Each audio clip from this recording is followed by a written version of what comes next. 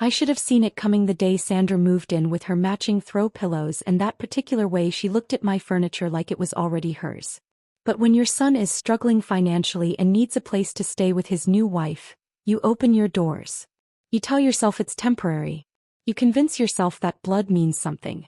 That was 3 years ago. 3 years of watching Sandra rearrange my kitchen cabinets without asking, of hearing her sigh dramatically whenever I used too much hot water, of pretending not to notice how she'd grown comfortable giving me suggestions about my space. Always delivered with that saccharine smile that never quite reached her eyes. Mom, maybe you could eat dinner a little earlier? Sandra likes to watch her shows at 7 and the kitchen noise carries. My son Michael would deliver these requests like they were reasonable compromises. As if I hadn't been eating dinner at 7:30 for the past 40 years in my own damn house. I'd nod and smile the way I'd been trained to do my whole life. Keep the peace. Don't rock the boat. But each small concession felt like losing a piece of myself, one passive-aggressive comment at a time. The worst part wasn't the suggestions or the eye rolls or even the way Sandra would accidentally move my reading glasses to different rooms. It was watching my son transform into someone I barely recognized. Michael had always been gentle, considerate. Now he'd walk past me in the hallway without so much as a good morning if Sandra was in earshot. As if acknowledging his own mother might somehow displease his wife. You know, Eleanor, Sandra said one Tuesday morning, perched at my kitchen table with her coffee, the expensive kind she'd started buying and storing in my pantry. I've been thinking about how hard it must be for you, keeping up with this big house all by yourself. I was loading the dishwasher, the same dishwasher I'd been loading without assistance for 20 years since my husband died. I manage just fine, dear. Oh, I'm sure you do your best. That smile again. But I noticed you forgot to turn off the garden hose yesterday. And last week you left the front door unlocked all night. We're just worried about your safety. The garden hose I'd left running for exactly 10 minutes to water my roses. The front door I'd unlocked for exactly 5 minutes while bringing in groceries. But Sandra had a talent for turning ordinary moments into evidence of my declining competence. I appreciate the concern, I said, because what else could I say? That I'd been managing this house in my life longer than she'd been alive? That would just prove I was the bitter old woman she was painting me to be. We just want what's best for you. She sipped her coffee with the satisfied air of someone delivering a kindness. Michael and I have been talking about options that might give you more support. More community. Options. Community. The words people use when they're trying to warehouse you somewhere convenient. I finished loading the dishwasher in silence, letting the weight of her implications settle between us. Sandra wanted me gone. Not dead, that would be inconvenient. But gone. Somewhere she could visit twice a year with a potted plant and a clear conscience. The irony wasn't lost on me. Here I was being made to feel like a guest in my own home by someone who'd never paid a dime toward the mortgage, never shoveled the walkway, never replaced a single broken window or leaky faucet. Someone whose name existed nowhere on any legal document connected to this property. But I said nothing. I smiled and nodded and told Sandra I'd think about what she'd said. Because confrontation had never been my style, and at 73, I wasn't about to start a war I wasn't sure I could win. I should have known that staying quiet wouldn't protect me. Predators smell fear, and Sandra had been circling for months. The diagnosis came on a Thursday. Dr. Morrison delivered the news with the clinical gentleness that doctors perfect: pancreatic cancer, caught early enough for treatment, good prognosis with chemotherapy. Scary words wrapped in hopeful language, but I heard what he didn't say: I was going to need help. I was going to be weak for a while. I drove home slowly, practicing how I'd tell Michael and Sandra. Imagining their concern, their support, the way families were supposed to rally together during difficult times. I pictured Sandra putting aside her petty complaints to help me through treatment. I pictured my son remembering that I was his mother, not just an inconvenient roommate. I should have known better. Mom, we need to talk. Michael was waiting for me in the living room when I got home, Sandra beside him with that same calculating look she wore when discussing my safety concerns. I have something to tell you both, actually. I sat down across from them, suddenly exhausted. I saw Dr. Morrison today. I have cancer. Pancreatic. But it's treatable and he's optimistic about. Oh my God. Sandra's hand flew to her mouth, but her eyes were already working, processing. Eleanor, that's so serious. You're going to need constant care. The treatment will be manageable, I said. Some chemotherapy, maybe a few weeks where I'll need help with. Mom. Michael's voice was gentle but firm. Sandra and I have actually been discussing some concerns about you living alone. Even before this diagnosis. Living alone. As if they weren't living here too. We think it might be time to consider some alternatives, Sandra added smoothly. Places where you'd have professional care, medical support right there if you need it. People your own age to socialize with. The room tilted slightly. After 47 years in this house, after raising my children here, after burying my husband from this living room, they wanted to ship me off to die among strangers. I'd like to stay here during treatment, I said quietly. This is my home. But it's so much responsibility, Sandra pressed. Managing medications, getting to appointments, making sure you're eating properly. Michael works such long hours and I have my own health issues to consider. Health issues. Sandra was 38 years old and had never had so much as a serious cold in the time I'd known her. We've actually looked into some really nice facilities, Michael said, and I felt something cold settle in my chest. They'd been planning this. Before the diagnosis, before the conversation, they'd already been shopping for places to put me. Sunset Manor has an excellent reputation, Sandra continued.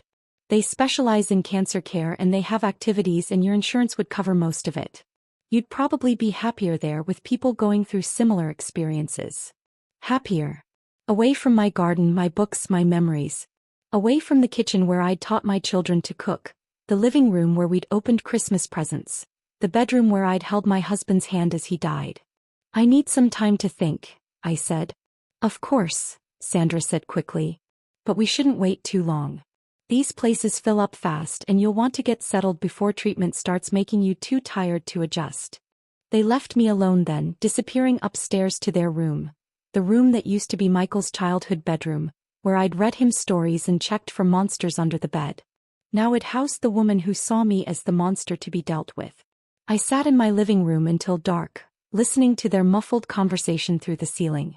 Occasionally Sandra's voice would rise just enough for me to catch phrases. Stubborn about it. And, better for everyone. And, house is too much for her anyway. House is too much for her anyway.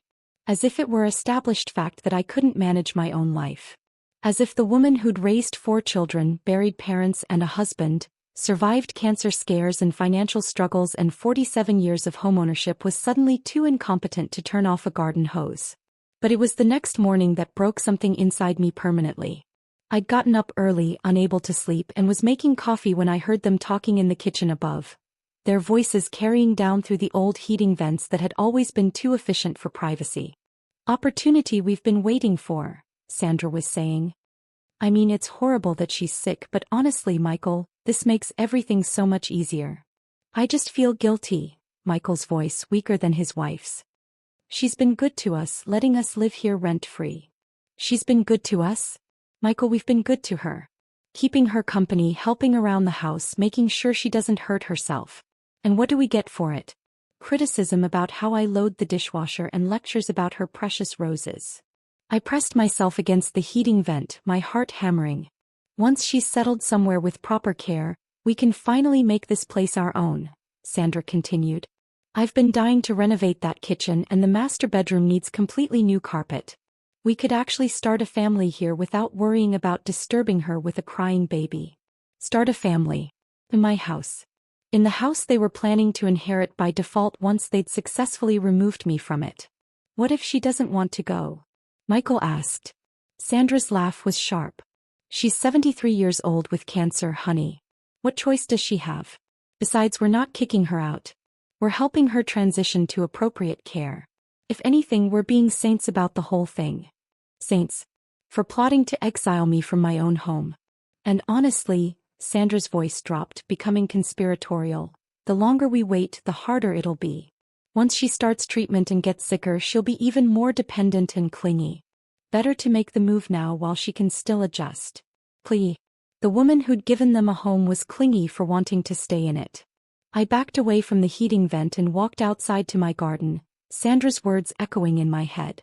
The morning was crisp, my roses heavy with dew, and I stood among the flowers I'd planted and tended for decades while two people who'd contributed nothing planned to erase me from my own life. That's when I stopped being sad and started getting angry. But I didn't scream or confront them or throw them out that morning. I'd learned long ago that anger without strategy is just noise. Instead, I walked back inside, smiled when Sandra asked if I'd slept well, and told them I'd been thinking seriously about what they'd said. "I think you might be right about needing more support," I said over breakfast. "Could you give me a few days to research my options?" The relief on Sandra's face was almost comical. "Of course. Take all the time you need. We just want what's best for you." "What's best for me?" I nodded and smiled and played the part of the confused old woman, gracefully accepting her family's wisdom. But inside I was already planning. The first call I made was to my lawyer, Janet Pierce, who'd handled my husband's will and various property matters over the years. Janet was sharp, thorough, and completely unsentimental about family dynamics. "Eleanor, I need to ask you directly," she said after I'd explained the situation. "Do Michael and Sandra have any legal claim to your house?" "None whatsoever. Michael isn't on the deed, never has been. They've never paid mortgage payments, utilities, property taxes, or contributed to any home improvements. They've been living here as guests." "And your current will?" I hesitated. "Leaves everything to Michael and his sister Rebecca, split equally. But no requirement that Michael provide you housing or care in exchange for that inheritance?" "No." Janet was quiet for a moment. "Eleanor, I need you to understand something. If you're thinking of changing your will out of anger—" "I'm not angry," I said, which was a lie. "I'm practical. If my son thinks I'm incompetent to live in my own home, why would I trust him to handle my estate?" "Fair point. What did you have in mind?" "What I had in mind was simple. If they wanted me gone, they could go first."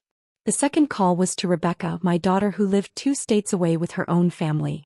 Rebecca had always been the pragmatic one, less sentimental than Michael but more principled. "Mom, are you serious?" Rebecca's voice was tight with anger after I'd explained the situation. "They want to put you in a home so they can have your house? That seems to be the plan. And Michael is going along with this? He seems to think it's for my own good." Rebecca was quiet for a long moment. "Mom, what do you need from me?" "I need you to know that I'm changing my will. The house will go to you, not Michael. If something happens to me during treatment, I don't want them benefiting from trying to get rid of me." "Please, Mom. I'm sorry. I'm so sorry this is happening." "Don't be sorry, honey. Just be prepared. This might get ugly." The third call was back to Janet.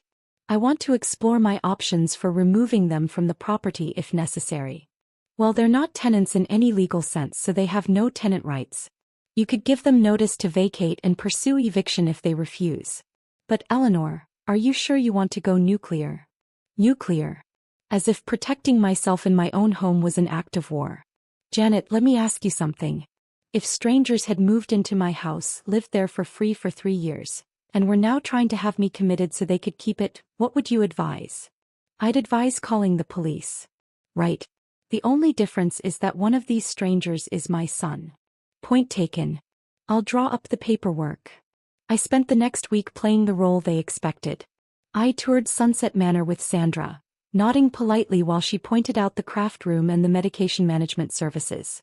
I let her help me organize my important papers, not mentioning that I'd already copied everything I needed. I even let them schedule a meeting with the admissions coordinator for the following Tuesday. "You're being so brave about this, Eleanor," Sandra said the night before the meeting, her voice dripping with false sympathy. "I know it's scary, but you're making the right choice." "The right choice? For whom exactly?" That night I lay in bed listening to them celebrate upstairs. Not loudly. They weren't cruel enough to be obvious about it. But I could hear the excitement in their hushed conversation, the planning that was already underway. Sandra had apparently been browsing furniture catalogs on her phone during my tour of Sunset Manor. Tuesday morning arrived gray and drizzly, the kind of weather that makes everything feel ominous. Sandra had insisted on driving me to the meeting, chattering nervously about traffic and parking while I sat silently in the passenger seat. "You seem quiet this morning," she said as we pulled into the Sunset Manor parking lot. "Are you having second thoughts?" "Because that's totally normal. Change is always scary."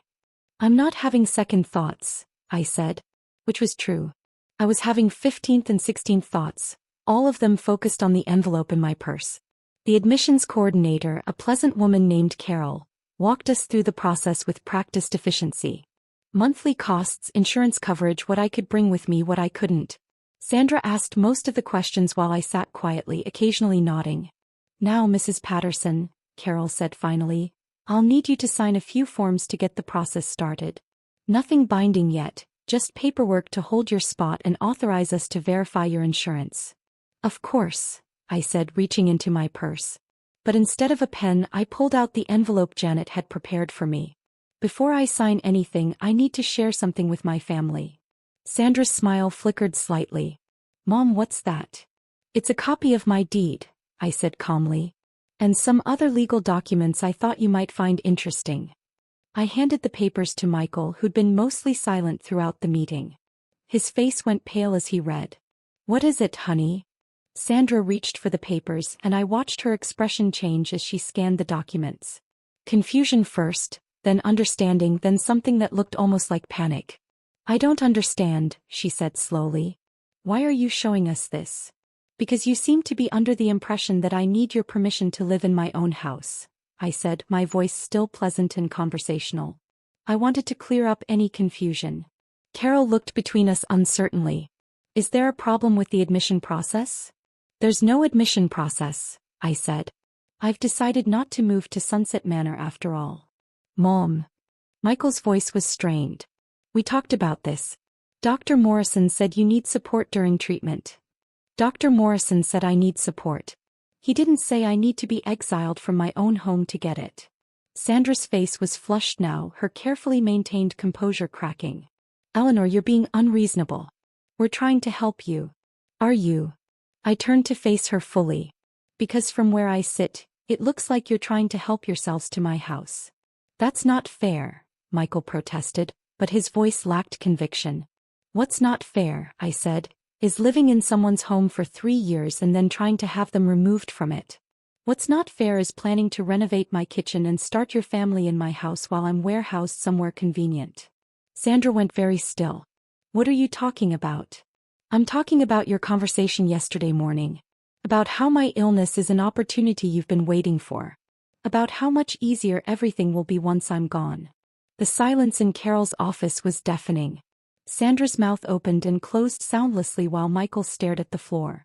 I think maybe we should reschedule this meeting, Carol said diplomatically. There won't be another meeting, I said, standing up. But thank you for your time.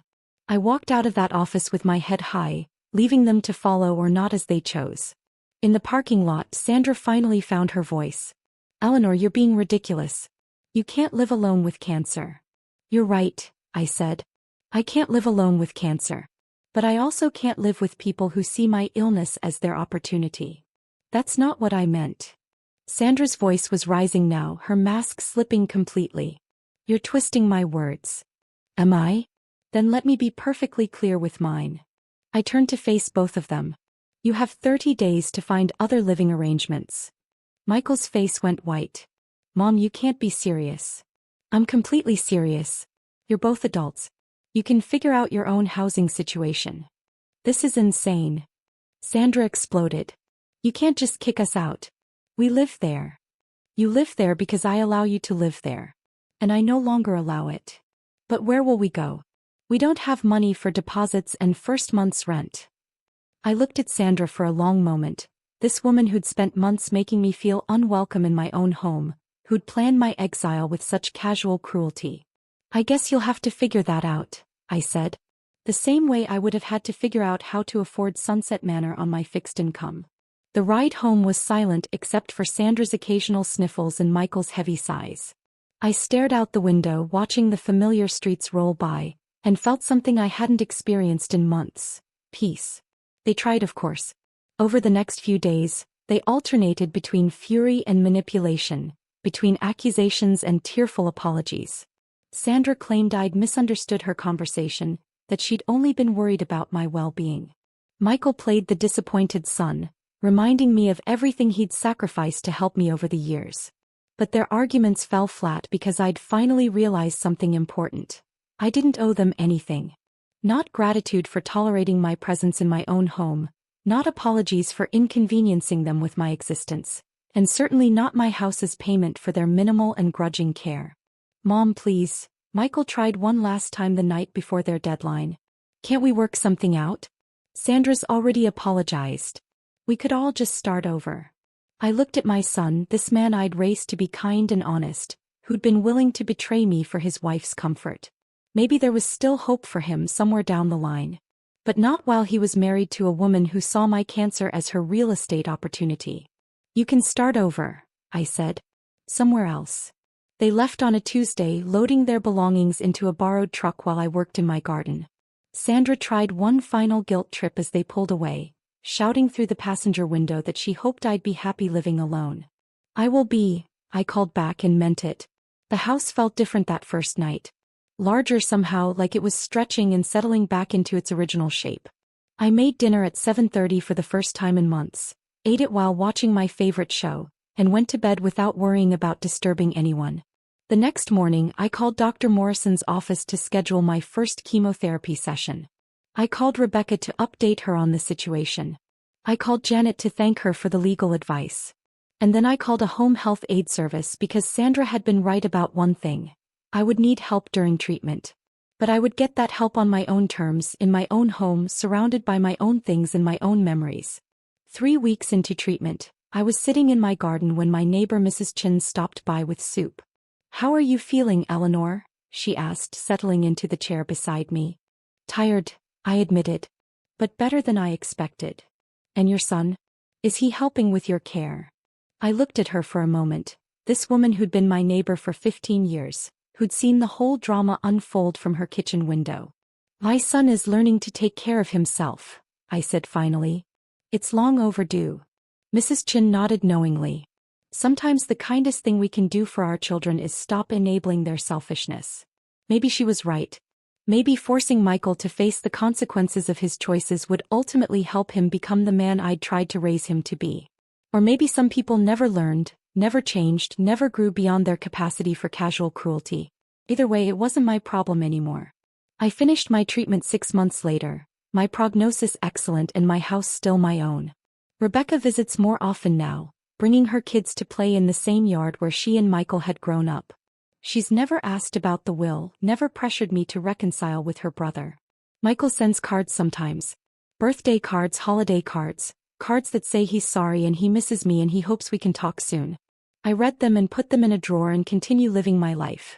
Sandra, I heard through the neighborhood grapevine, filed for divorce 8 months after they moved out.